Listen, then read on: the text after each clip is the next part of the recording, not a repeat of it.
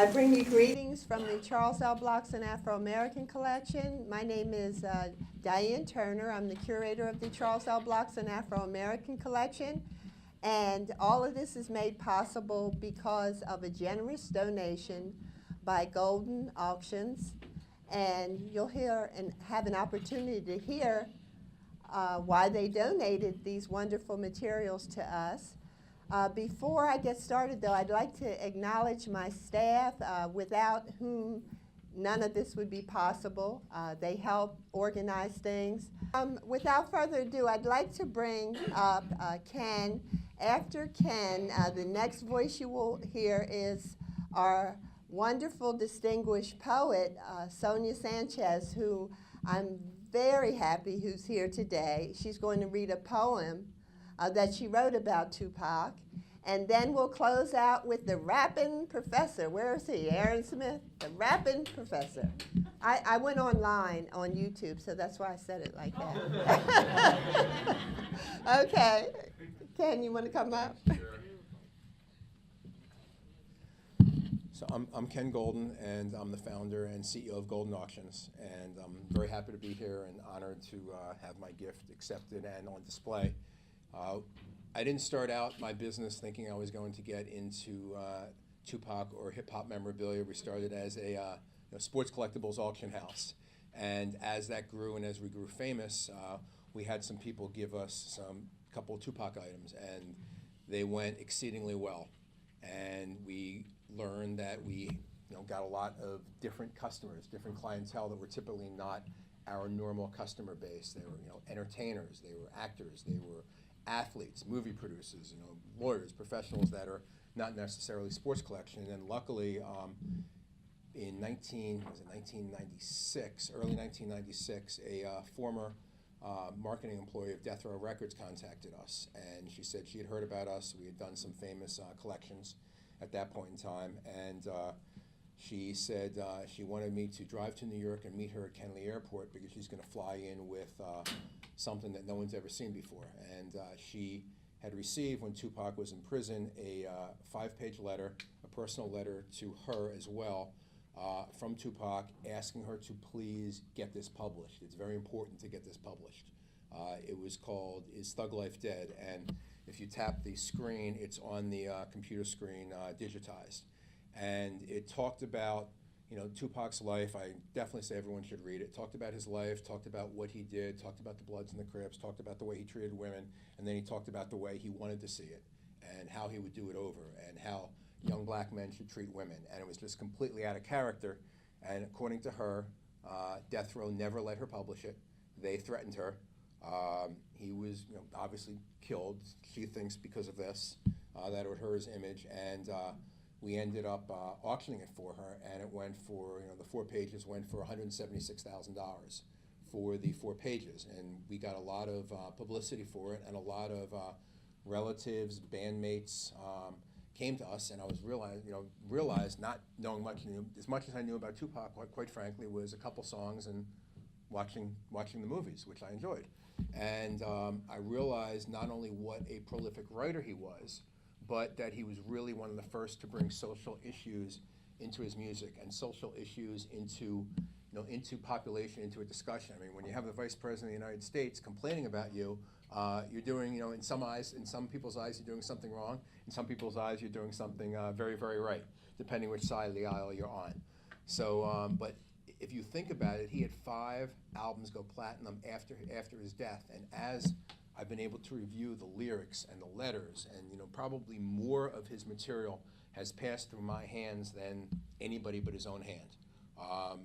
I've been contacted by family members, I've been contacted by bandmates, so we were luckily enough. Normally, something is consigned to us, and we have to sell it on behalf of the consignor. Occasionally, something comes to us where we can purchase it. And a large collection from a family member came to us, and we purchased it, and we worked out a private deal, and we were able to sell off a part of it and keep a part of it. I believe in keeping things special.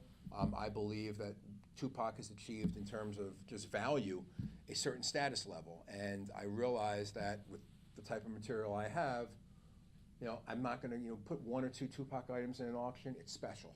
It's unique. You put 20 Tupac items in an auction, it, to me, devalues it and hurts the value. People think they're common and not common because they're extremely rare. I mean, this guy, was murdered 22 years ago, had, unfortunately, a very, very short career, a very short time to write. And when you look at everything he wrote, it's just an extraordinary collection of work in a short time. So I told my staff, I said, listen, we're gonna do our last auction of the year. We're gonna set stuff aside. I want you to find a good home. My company is the official auction house of the Jackie Robinson Foundation. And besides raising money for them, one of the things that I personally was tasked with was helping build their museum.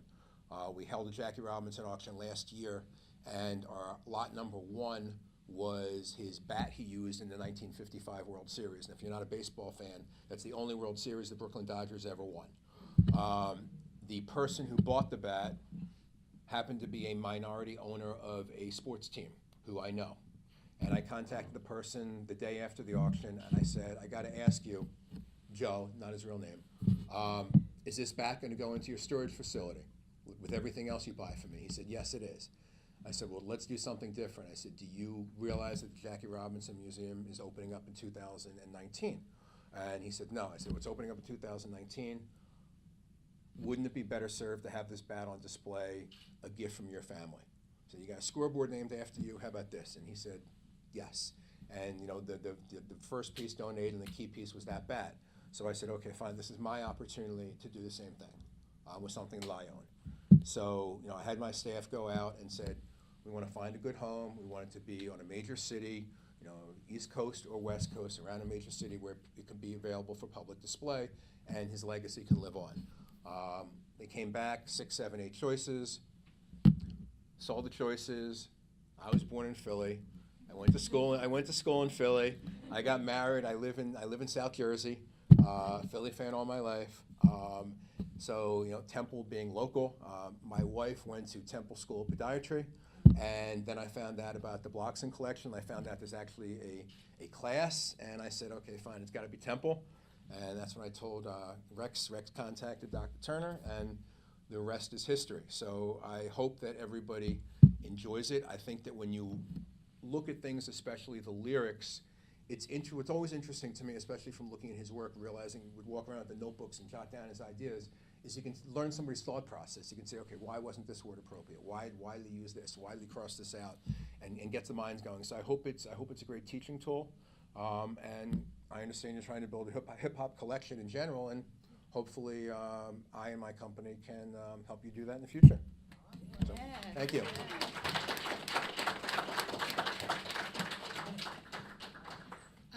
Sonia's coming up, and I just wanted to also acknowledge, Ken mentioned, but Rex and I went through a number of emails and conversations together, and so thank you to Rex.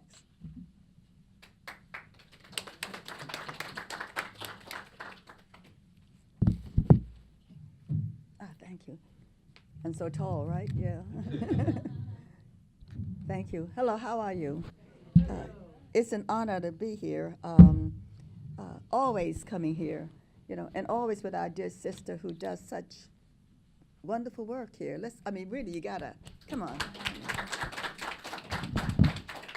And also to the two of you for this great contribution, because you and I know that for years in this country, you mentioned hip hop. People screamed about hip hop people, and who they were and what they did and how horrible they were. And some of us, at the very beginning said, you got to listen to these young people because they're saying some things that need to be said in this place called America. The day that I heard of his death, I walked on the field. I had just come back, and I went back out on the field to walk for Tupac Shakur. Who goes there? Who is this young man born lonely? Who walks there? Who goes towards death, whistling through the water without his chorus, without his posse, without his song? It is autumn now. In me, autumn grieves. In this carved gold of shifting faces, my eyes confess to the fatigue of living. I ask, does the morning weep for the dead? I ask, Were the bullets conscious atoms entering his chest, I asked, did you see the light anointing his life? The day I heard the sound of your death, my brother, I walked outside in the park where your mothers wanted to see you safely home. I remember the poems in your mother's eyes as she panther lace warred against the stake. The day you became dust again, we, your mothers, held up your face green with laughter, and I saw you a child again outside your mother's womb, picking up the harsh handbook of black life. The day you passed into our ancestral rivers, we, your mothers, listened for your intoxicating voice, and I heard you sing of tunes bent back in a cold curse against black, get back, against black, get back. We anoint your life in this absence. We anoint our tongues with your magic, your genius, casual warrior of sound, rebelling against humiliation. Hey, I'm going to save these young niggas, because nobody else want to save them. Nobody ever came to save me. Your life is still warm on my breath, brother Tupac Shakur. And each morning, as I pray for our people, navigating around these earth pornographers, and each morning, when I see the blue tint of our blackness in the morning dawn, I will call out to you again, where is that young man born lonely? And the ancestors' voices will reply, he is home, tattooing his skin with white butterflies. And the ancestors would say he is traveling with the laughter of trees, his reptilian eyes opening between the blue spaces. And the ancestors would say, why do you send all the blessed ones home early? And the ancestors would say, you people, black, lost in the memory of silence, look up at your children, join at the spine with death and life. Listen to their genius in a season of dry rain. Listen to them chasing life, falling down, getting up in this house of blue morning birds. Listen, and he says, I ain't mad at you. And we say, so don't you be mad at yourself.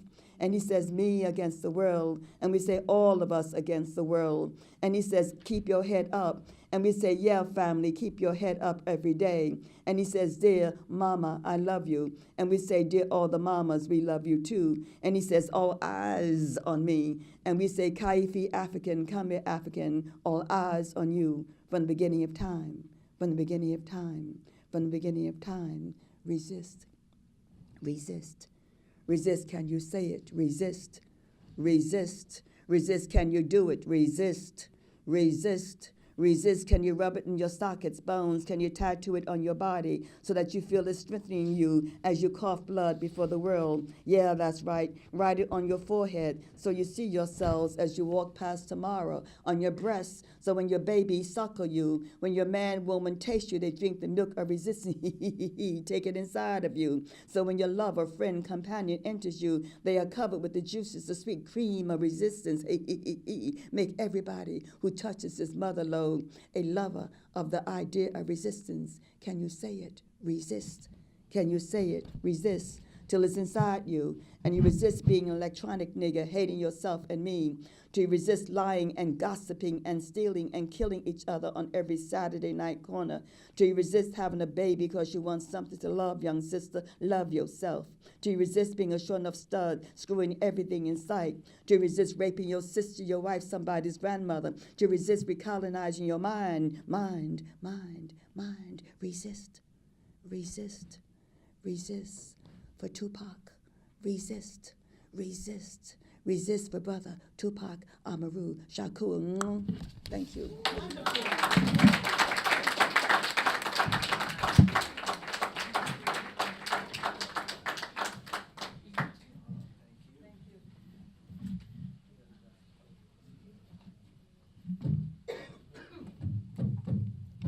How's everybody doing? Permission from the elder to speak. If y'all could bear with me for a moment. I'm on the same program as Sonia Sanchez. I'm gonna go take a selfie. And I'll be back in like 25 seconds if that's okay. Okay, all right. I'm not even gonna pretend like it's not a big deal. Well, that's video. Look, I'm doing too much already. Let me get one. Mama, I made it. Okay.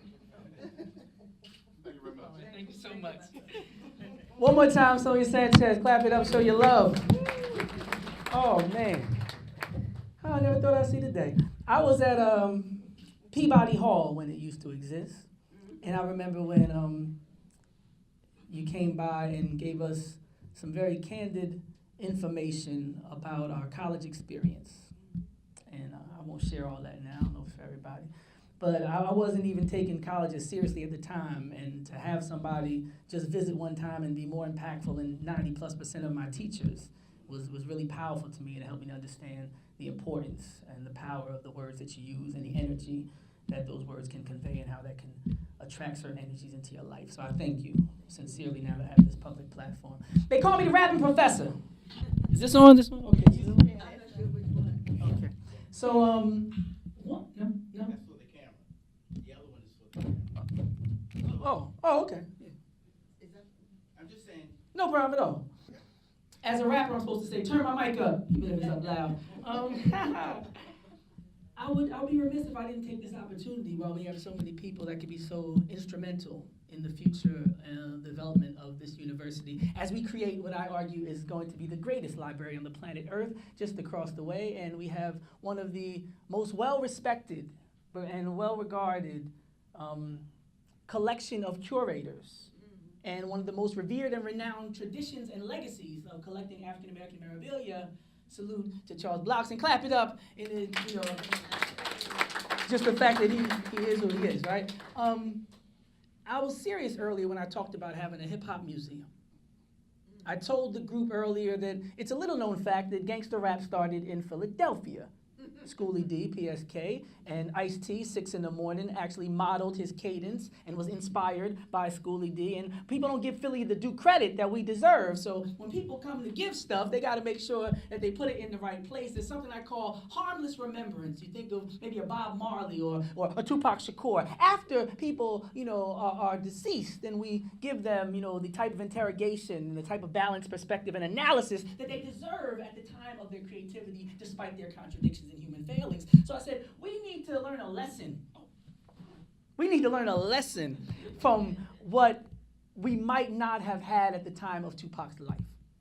It's not good enough just to look back and say, oh, now we get it, right? You shared experience, you had similar. A lot of people have that experience where, it's hard in the moment to recognize, the weight of a moment.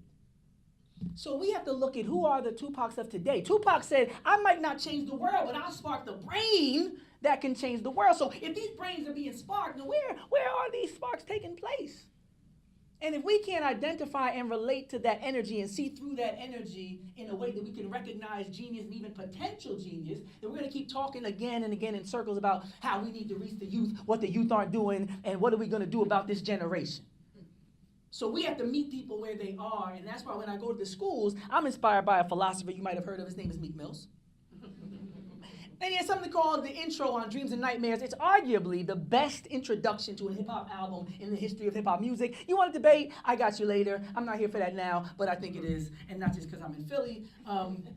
So when I go to these high schools, one thing I do notice readily is that they have an emotional intelligence that is incomparable.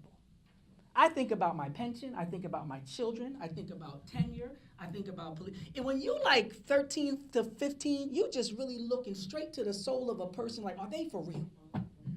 When I come and I get the mic, similar when some people go to churches, they get a little nervous, they want to hear you. Then you say, give it honor to God. They say, okay, all right. Right? So, but the young people, they want to know if you for real. They don't care how many degrees you got. They don't care what. Are you for real? Do you love young people? Because you can't teach and educate people that you don't love. Right. So the first thing they're looking for is where is your heart at? And you have people when they're involved in nefarious activities and illegal activities, they could look from all the way down the block and see if they could trust you. 12 years old. Should I serve him? Is he going to lock me up? What kind of product does he want? And they're telling all of this by the time you get halfway down the block. This is a high level of emotional intelligence. So when I come amongst them, I got to let them know I'm good in the hood. And one of the ways I do that is I use Meek Mills because, a lot of them weren't even alive, in Tupac's day. But I have to recognize the power of that legacy. And if that brain was sparked, when you hear Mortal Man by Kendrick Lamar, when you hear Tupac's Back Like by Meek Mills, you say, there's the porthole there. There's an entryway. Not only into the minds and influence, but into the spirit and the consciousness of this current generation. I have the ability to speak to their heart in a language they can understand that resonates with them despite the language they speak. I have students from China, from Pakistan, from everywhere, every class, every identity, but they all have headphones on. Now, how intellectually arrogant would I be? It's psychological warfare. It's the epitome of ignorance to say, you all speak a common language, but I'm too degreed to speak that language right now. So in honor of Meek Mills and Tupac Shakur and the generation that we say that we care about so much, but refuse often to speak their language, I usually begin like this. I used to pray to speak like this to peeps like this. In Zinga and Martin, queens and kings like this. In the back of a paddy wagon, cuffs was on my wrist. Was thinking, man, my ancestors had it worse than this. When y'all dreams take hold, nightmares are through. It's time to marry our destiny, and I say y'all do. For its freedom, we gotta see it with a clear-eye view so the ancestors could bless us like we said, shoot, but you gotta read. Let that breathe. For they come for me, I'm getting deep. I never let the fear get in between intended targets. I literally finished what I started. They love us deaf, dumb, and blind. They hate it when we get smarter. I went and got it regardless. Vision it like an artist. When the struggle gets harder, remember that you the hardest. Be a god or a goddess. Put people over the prophets. Pay no mind to them cowards. I tell my haters, I got this. See, I know that my mind is power. See, I'm speaking to take y'all higher. Here in Philly, we bring that fire, so I keep it real so the chosen could be inspired. Now, when you got your mind right, then the hate increase. They blaming it on sagging pants or copping beats, so I murder beats from the streets to the barbershop. Fans be like, Felix, your bars are hot, you gotta pop. If I ain't talking about uplifting, what I'm talking about? Gangsters move in silence, you see, some talk a lot. I'ma use my words, and I'ma use the word on my grind until we get what we deserve. Now, get up, hold up, wait a minute. They thought we was finished. They took away the money for our schools to build the prisons. I'm flexing on my haters just like Popeye with his spinach. Double M, yeah, I'm a G. I make a movement, making millions. Type to come with them Garvey and them Dr. Santi quotes. Melissa Harris Perry, some Ta-Nehisi coats. Some Mark Lamont Hill for their young minds to glow. And some names y'all ain't recognize when they Google that when you go. Cause this more than about bill money or just keeping it real. When those who brought this truth before me been killed. They caught around that, put them down. They in the ground, no joke. So I come to make this clear for y'all. No mirrors and no smoke. Yo, all I know is learning. When it comes to me, I got books on Afrocentrics, I got books on Dr. King, got my BA 2 MAs, and I got a PhD. So every time I give a lecture, I'll be turning up the heat. I try. So the fact that the academy, within one generation, could take an entire generation of people, from, as was described earlier, from being on the level of social pariahs, engaged in a futile passing fad, to having classes. I teach a class called Tupac Shakur and the Hip Hop Revolution. And I remember going to a class called Jay-Z versus Nas, taught by Dr. Mark Lamont Hill. And within 15 minutes, he had went from playing a song on Jay-Z's Dead Presidents to teaching these young people about David Walker's appeal to the colored citizens of the world. I said, woo, that was nice, brother. I like what you did there. They didn't even know they was learning. I said, sometimes that's how you gotta do it. There's a lot of medicine in that candy. Now, if he had just said, I have a class on David Walker and Martin Delaney, he would have had 10 people in his class struggling to keep it open. He labeled the class Jay-Z versus Nas. He had about 170 people in there. He taught them all the same subjects. I said, I know what I want to do with my life. Because I said, I got to have these transferable skills. Ain't no reason to know all these raps and not be able to use it, right? So I had me a class. I said, I'm going to name the class. I got a class called Meet Millennials. And I had another class called Tupac Shakur and the Hip Hop Revolution. And we can have a serious conversation about the Black Panther Party for self-defense. We can talk about Robert F. Williams. We can have conversations even about Martin Delaney and the way he felt about the Castle Doctrine when he talked to Millard Fillmore about anybody coming to his house for a slave. He wouldn't even let somebody cross his threshold or else one of them would have to go. But you can't say all that. I can't even say that in my appeal to have a class. I can't, send that up and be like, hey, we're going to talk about it. They'll be like, we're not teaching that class. So for the higher-ups and those coming after me, speaking this language has its advantages. Like I said, membership has its privileges. Being able to speak hip-hop has its advantages. And if you can't speak the language of a people, like Malcolm said, somebody's talking violence, and you get it. So in my Tupac class, I don't only let them know the importance of Philadelphia and Tupac Shakur and his life and just the place that the role they play. Because if there's unfinished business, if there's dreams that have been deferred, then there's a mantle that needs to be picked up. There's a torch that needs to be carried. There's a baton that hasn't been passed. Died at 25, yo. He didn't get to do what he was trying to do. When you read about the Thug Life Code, when you read about uniting the gangs, when you read about when he said by the next election, I promise you if I'm still alive, God willing, I'm still alive, we're going to be sitting across from the politicians. He said, it's crazy these politicians ain't even checking for us. We got 5-6 million fans, and the politicians running, and they're not even coming having conversations with us. He said, we guarantee we're going to have our own political party. We're going to, like, the things that he wanted to do have not been done. So it's not just, reminiscing, saying, oh, how great Tupac was. It's what was Tupac trying to do that he wasn't able to do during his lifetime? Where can I pick up where he left off and not make the mistakes he made in trying to transform the world through the transformation of himself, and recognize that through the human failings, he had a lot of genius, but also it was a cautionary tale. To be honest and to be candid about the times where you fell short. Because any real Tupac fans? There was a time I'll never forget. The album was called Thug Life. I heard the song Straight Ballin'. This was the brother who had gave me words of wisdom. Based upon the strength of a nation to conquer the enemy, armed with education, know thyself. Teach for what you go. He said, armed with the power of the place we've been, no one will ever oppress this race again. No Malcolm X in my history text, watch that, because he tried to educate and liberate all blacks. And I walked down the hallway in the dorms, and I heard, hide till I die. Straight ball. I said, that can't be the same brother. I said, you telling me Malcolm X turned to Malcolm Little? And the sales was through the roof? I kid you not, tears came to my eyes. He was the best we had. And I was watching him progress. The pain of the industry and the stress of society and hypocrisy and being infiltrated and not knowing how to deal with that. Even having that background with the New African Panthers and being one of the youngest spokespeople, even with all of his training, even with his mother being one of the greatest freedom fighters, still, when you in the eye of that storm, a Public Enemy calls the anti-N-word machine, when you get in them crosshairs like that iconic symbol of the group shows, a lot of people can't take that kind of pressure and it breaks them. And they acquiesce to what somebody looks at you as opposed to who you were purposed and destined to be. And when I heard that album, I said, I hope the brother at least lives long enough to get back to who he was. Because I could just imagine what his mom thought when she heard that album. And I was pleased to even get to the point where we can hear, songs later on, when we listen to the Illuminati theory. I said, at least he was on his way back. I don't think he ever fully got back. He didn't get that opportunity when he got his independence, with Euthanasia Records and got off death row. Possibly we would have heard, the Tupac that we heard on the first album, but more refined and more creative. But there's so many people that have that story. There's that young, innocent boy that lives on some of y'all blocks. He's full of promise, full of potential, all the aspirations in the world. Look at them early pictures of Tupac when he's smiling, all innocent. Go back 5 years later after college. Now he's outside. Used to run it. Someone in your family used to run up to you when you came home, but now he's outside on the corner, acting like he can't speak to you even though you're a family member. You see that something died in him. A part of his spirit has been jaded, dream deferred, right? And he's literally exploding. Every time he speaks, every time he deals with his woman, every time he's asked to be enfranchised in the political process, every time he's, prompted to get a job, he's exploding, just dream deferred. He's a walking, talking dream deferred that's constantly exploding. And I said, my job is to intervene between the innocence of these young African Americans in particular and stand in the gap before you go from the natural innocence to what naturally occurs under a system of racism and racial terror and disenfranchisement and marginalization and oppression. So what we doing here, I don't want y'all to take it lightly and just say, oh, he's rapping to his class.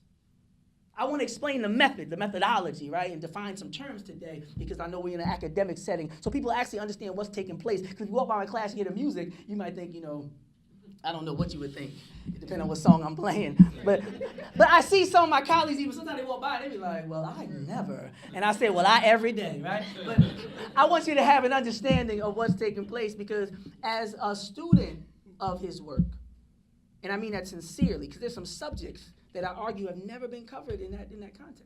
When Tupac said, I think it's time to kill for our women, there's only one other person I've heard say that, Malcolm X. He said, the Muslims will kill for our women. The only two times I've heard that said, black men stand at the podium in front of you mess with our women, we're going to kill you. Tupac Shakur, Malcolm X. I'm not just talking about within the genre. I'm saying in society, people don't talk that way.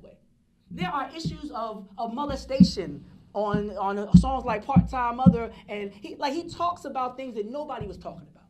He talked about a girl who was molested by a family member who tried to come forward and who was accused of being responsible for the abuse. He was talking about this level of victim blaming, and he's talking about these dark, deep secrets that people keep in their families about abuse. He was talking about that back in the 90s, y'all. Well, ain't nobody talking about that since, especially on that level. People having children, the people they was related to, and put them in trash cans like on Brenda's Got a Baby and overdose. Who's rapping like that? Who's singing like that? Brian McKnight was talking about anytime back then. Brian McKnight fans. But sincerely, R&B was not, what it was in Marvin Gaye's day at the time when Tupac Shakur was saying what he was saying. And I think we, as a society, we missed a step. We came to our elders and said, we got a potential. We got a potential billion-dollar industry, y'all. And the elders was like, man, if you don't get a job, and don't you dare get a tattoo. But we understood why. I think but now looking back in retrospect, we could say, okay, we didn't see everything that he had to offer, and we could see why y'all didn't like that. Just the aesthetic, with the shirt off and the middle fingers up, and we could both meet in the middle and say, I understand why you didn't look at that imagery and that aesthetic and say, this guy's a genius. By the time, because usually you see somebody middle fingers, you're not thinking genius, So I think there's a way that we can even posthumously utilize his legacy in a way that could be truly transformative with regards to societal analysis and critique of systemic oppression. And also, like he said, and they say it's the white man I should fear, but it's my own kind doing all the killing here. Like, this is powerful stuff. This real, genuine balance. Not acquiescing and performing and signifying for the dominant culture, but at the same time, not thinking that it's tough to destroy your own and to be in denial about internal issues and problems. These are the kind of elements that need to be extracted. I talk about beneficial extraction for the benefit of people in today's society, particularly when we live in such a polarized, dangerous time. We need people to be critical thinkers. We need people that are able to see through middle fingers, see through tattoos, even on the face, and recognize genius and potential. Because otherwise, all somebody got to do is get like a fake tan and some hair plugs, and you'll think that you can trust them. But I'll stop right there. I usually get I go too far. That's when I know I need to get. But thank y'all. The Hip Hop Museum, I've been prophesying all day. Hip Hop Museum, this is where it's going to be. It's where it needs to be. It's where think about the Philadelphia sound. We think about Gambling Hub. Like it should be here. The rich musical tradition. I was talking to Reverend Joe from the Dixie Hummingbirds. Like, there's so many stories, the rich history of the Met and the Uptown, and there's so much that has happened here that is so unique to African-American music. And I say that we were the first capital, DC got the first museum, so we can exchange. We was the capital first, they got the museum first, so we'll get the museum second, they was the capital second, and we just swap it out like that, as they say in the hood. Thank you so much for everybody being here. Long live the Blockson Collection, Hip Hop Museum. West Side. Okay. Wasn't that wonderful? Before we close out, I just wanted to acknowledge the fact that Mr. Blockson, who was unable to be here today, and I already gave a message to our donors here, his daughter's here. Noelle, you want to? Yeah. And he was very excited about this too. Noelle, you want to come up and say a few words? If you would just share what he said. No? It was so funny to hear my father talk. He said, we're getting pop stuff. I'm like, pop? You talking pop? He just seemed like, sweet Tupac, Noelle. So he was very, very excited and pleased. And he sends his love, and he knows the importance of Tupac, how significant he was to our culture, to the world. So he's glad to have a piece of it here in his collection. And so before I close out, anybody that has anything related to hip-hop, Tupac, or whatever, and you want it preserved in a place that'll be here for generations and generations to come, see me or my staff, please, okay? And once again, we thank Ken and Rex. Woo! And you all heard Ken say that possibly they could help some more, right? Yeah. So we look forward to that too. So thank you all for coming out. And I guess, will you be around for a minute? Or sure. If you have any questions, please feel free look at the materials. And if you have any questions for them or for our rapping professor or for our distinguished poet, Sister Sonia Sanchez, please feel free to. They're accessible. So thank you.